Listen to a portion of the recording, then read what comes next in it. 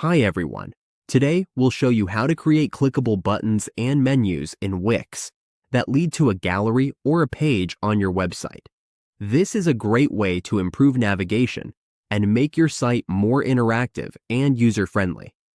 Let's get started.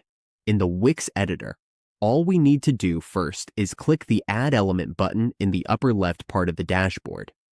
Once we're here, we just need to click the Menu option. Now we choose which menu to use. Let's select this simple horizontal menu right here. We can drag it and place it where we want. To make this menu clickable, all we have to do is click Manage Menu. From here, click on a menu item.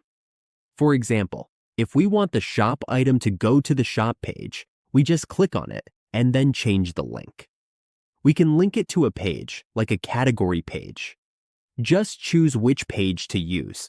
For example, let's link shop to the product page. Then select which product or content we want to show. After that, just click Done. If we want to update the link for the About or Blog item, we just change the link to Blog. Then choose which blog page to link to and select the category.